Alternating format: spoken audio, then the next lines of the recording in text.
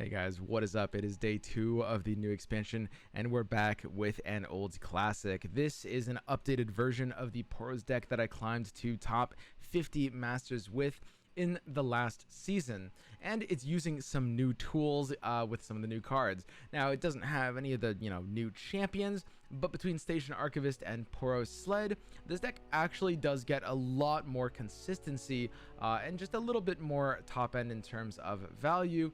Still deciding on exactly how the build wants to go, but Station Archivist is an absolute powerhouse of a card.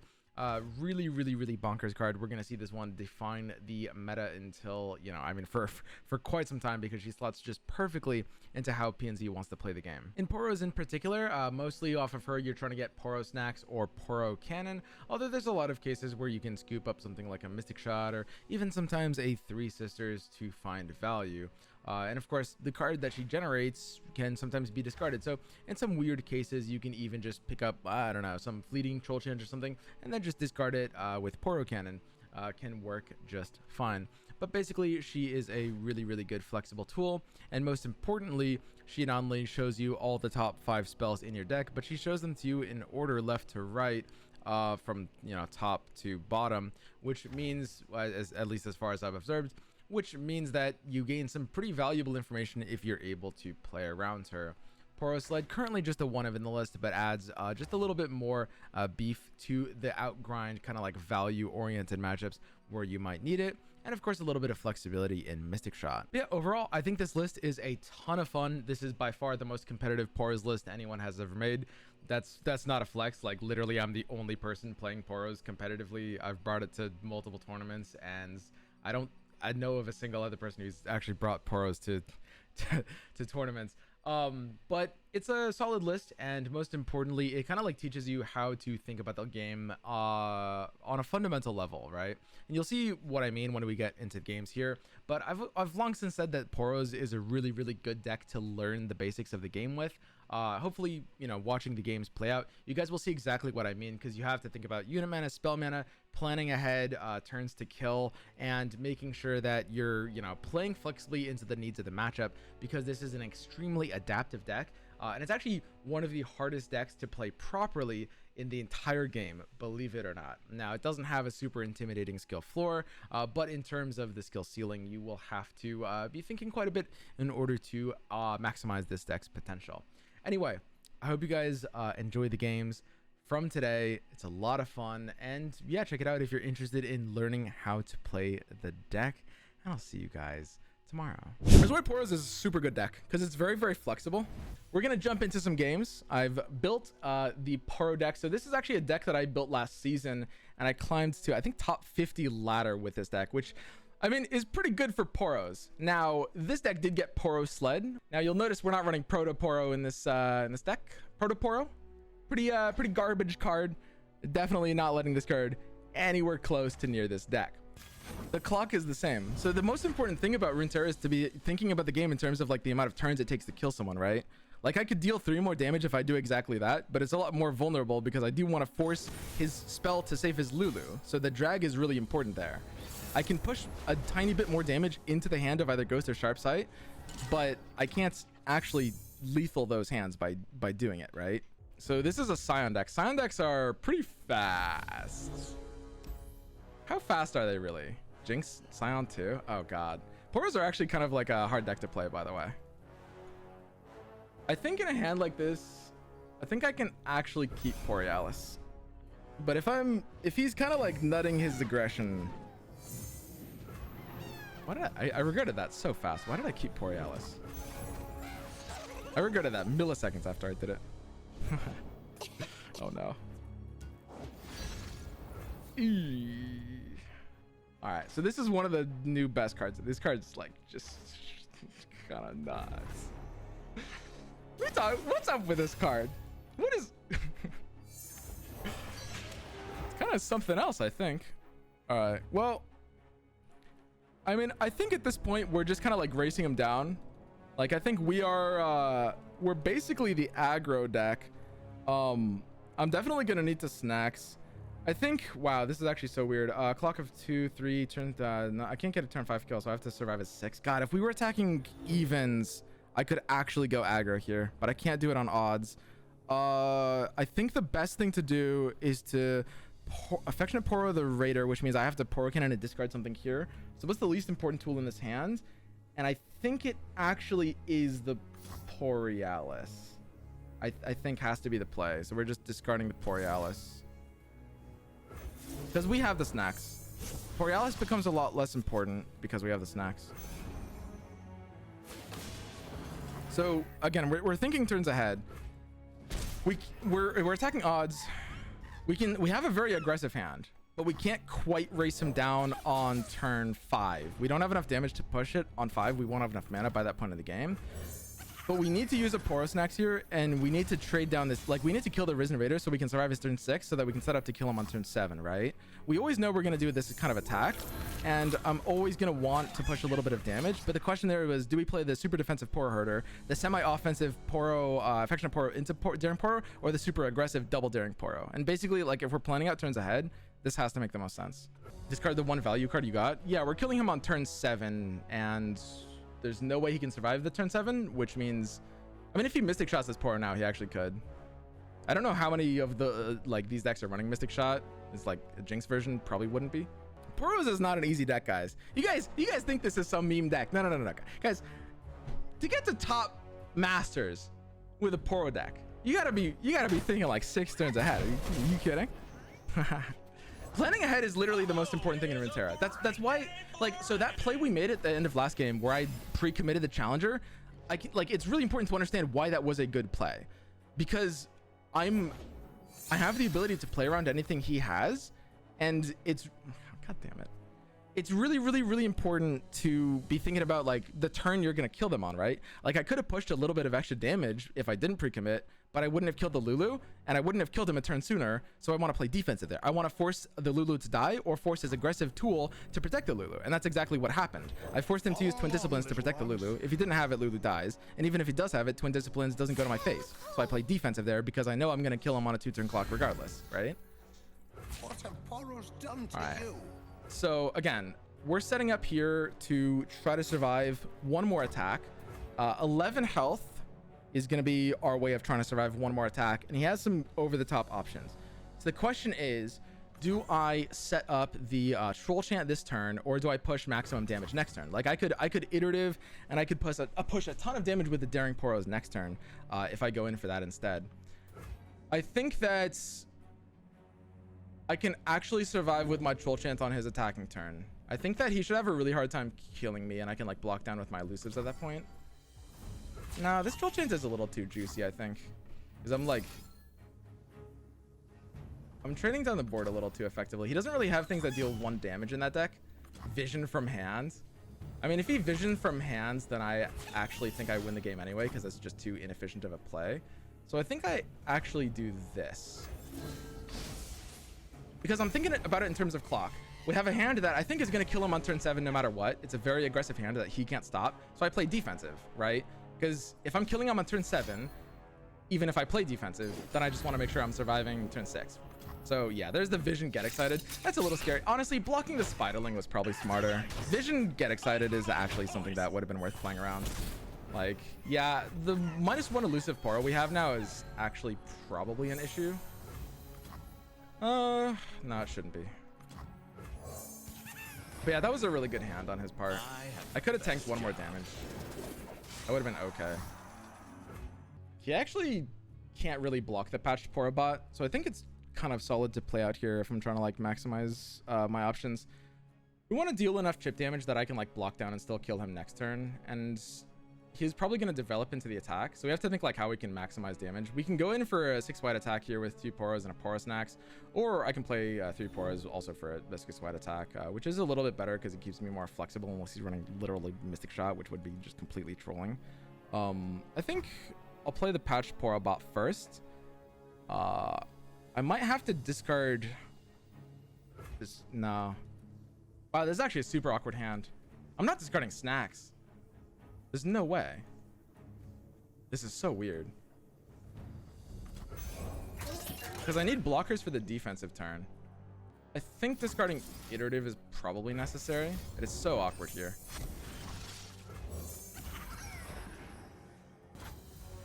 And this Poro bot actually does a non-zero amount of pressure because we're getting augments off of it. Because if he, if he wants to block, he can. Time for the moneymaker. Grenadier is a good card. That's fine though. Like, it narrows his hand even further because like we just forced his tool that he could have used on offense to defend himself, which is good for us, right? So we have lethal, but we're gonna need to survive enough of these. He's killing our land unit here, which is really, really interesting. Wow. So his Draven doesn't have an axe. He's got a fresh hand, and he's threatening a total of 8 damage. We can play outside of, I think, basically every range just with a block down on the single spider. If I take a multi-block down, we have, no matter what, we're gonna be losing 1 Poro to any sort of like mystic shot. We're not good against get excited no matter what. So I think the single block down has to make the most sense. Yeah, I mean, we're kind of dead to like every other hand. I don't think we're beating any good hand no matter what. So we can do this one. This allows us to beat the single get excited hand because we're blocking in a way that doesn't kill off our Poro. So we currently have whatever we top deck, we're discarding with Poro Cannon. We're gonna have 5 Poros for 15 damage. He can get excited one of our Poros, we're still lethaling him, or he can get excited our face and we're still lethaling him. So we play around the exact hand of a single get excited by doing it exactly like this. If he has Poro Cannon, that's also a problem for us. And I need to develop the last one here to beat that get excited hand that we're playing around. So it's all just a matter of like planning out your turns exactly and making sure that you're trying to beat every possible hand state, right?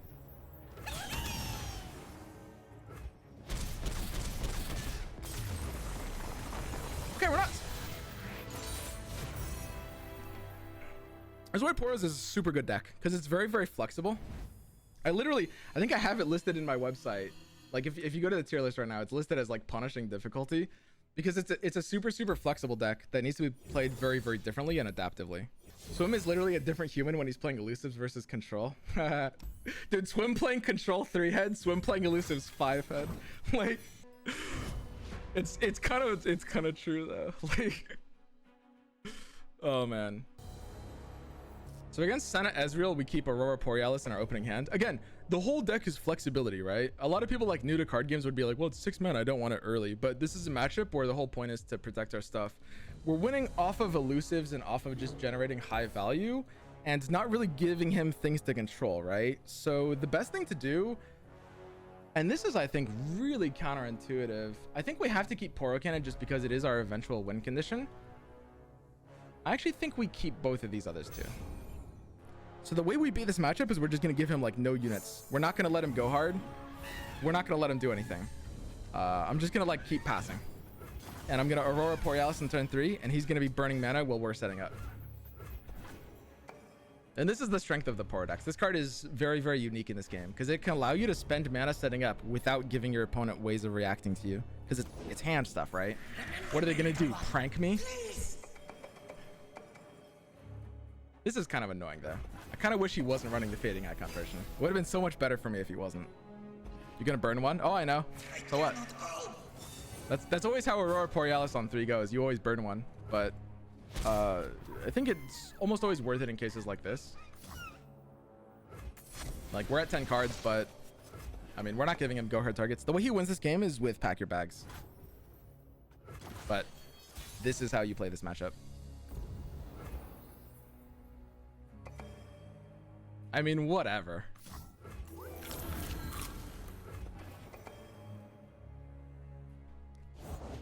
Time for a Deck tracker? Is the deck tracker not working right now? God, Ezreal's broken, dude. Elusive blocker fucking... I swear to God. Alright.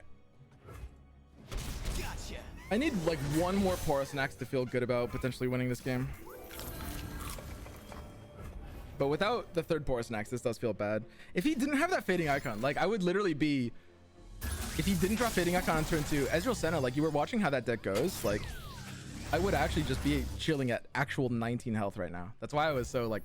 It's so much more awkward if he actually has a single attacker, because then this game plan doesn't really work as well. Sure. All right. And now we can start developing the elusives to the board probably, yeah, probably right now. I could actually play one of them already.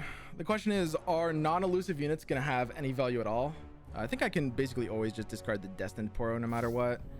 I want my natural top decks to be non-Poro things, so I think taking a Poro Herder is pretty good.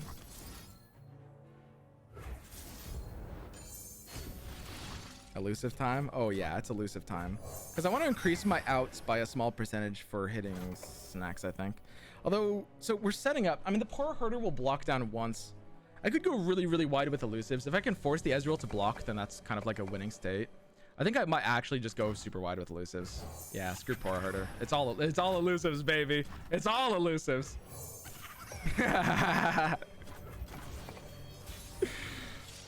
I mean, we have a lot of board value that he's gonna have to deal with. I could just double iterative here. Poro Cannon is a little off curve with a single iterative, but it does give me more Poros total, and I can curve out with Lonely Poro as well. So Lonely Poro, Poro Cannon for double actually reduces this attack. So I would use the Lonely Poro after combat, which means I should discard the least useful card here, the one that doesn't have the elusive and doesn't give me a discard target. Poro Herder is more likely to draw me elusive than Lonely Poro is. That's funny. All right, out of here, Poro Herder. So we're planning out our mana. We're making sure we have the best attack this turn possible to put him into those. Oh, come on, man. That's cheating. Are you gonna have elusives too? Bait another snacks. Yeah, bluffing snacks is fairly powerful here as well. It actually might be worth having played the Lonely Poro first. Like if I save exactly 3 mana, he kind of does have to play around snacks, and there is actual value to that. I think it's actually, funnily enough, it actually bluffs snacks more to play the Lonely Poro than to just attack right there. Oh, look at this damage. Woo!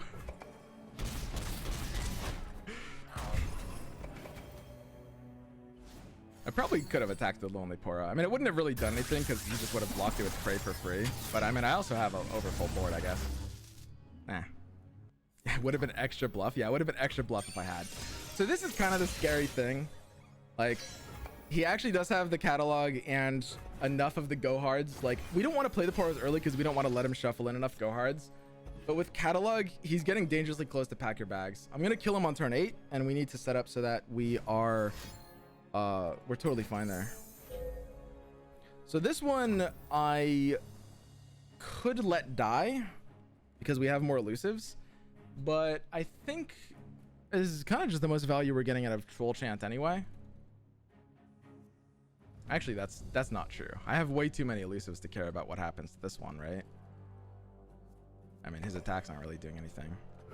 Yeah, we definitely save Troll Chant for later. I'm griefing by even suggesting that we do anything wacky there. All right, so I do want to set up. I need my open attack to be lethal no matter what. So he could actually do an exploitative pass here. I need to iterative this. Keep all the tricks to survive pack. No, we're not letting pack happen. So what we need to do is probably make sure that we're ready to open attack, basically. That's how we're beating pack here. Unless he has got like Senna for making it fast speed, we're pretty safe.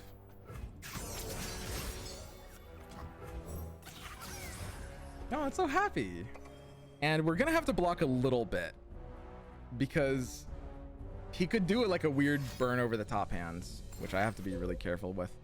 He's setting them all to 2. I mean, he doesn't have a Hexite, so it's Withering Mist, and he's hoping that I develop into the next turn is the only thing that I'm thinking of. That's super weird. Homie, I'm never developing here. I'm gonna be honest. That's just not happening. I think we beat every hand by just chilling. I mean, there's a consideration to like go for a 6th elusive right now. I mean, he doesn't really have a lot of face damage, or he's just trying to level Ezreal. All right. I must be known.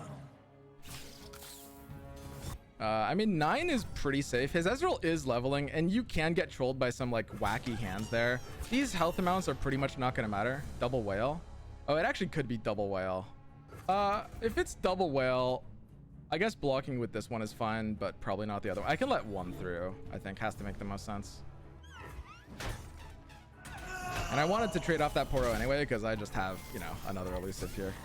How are you guys gonna say Poros ain't nuts? You kidding me? I don't even know how people lose with this stack. All right, so I could keep this alive with a Troll Chant. It would be a 2 health unit.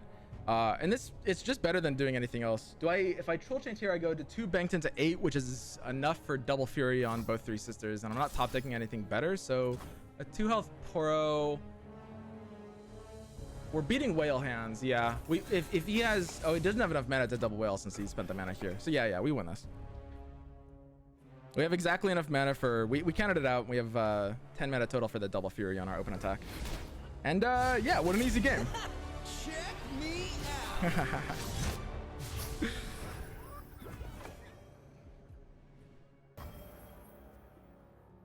I mean, okay, whatever. Okay, how many mystics could this guy actually have? He needs his catalog to high roll him like... Oh, his catalog actually has no good hits here for him. They're all kind of bad. Well, I mean, we're opening, so... I mean, if his catalog actually... If he has like a heavy mystic or heavy Ezreal hand and he can burn me out, then he's just a good player. I think at that point I can entomb. You're between me and glory. Jesus. He's serious.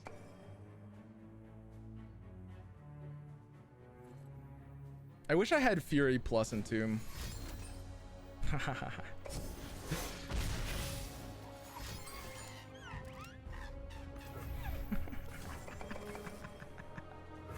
What an easy game! Get the hell out of my game! I mean, even if he had like, there's no hand state that beats us there.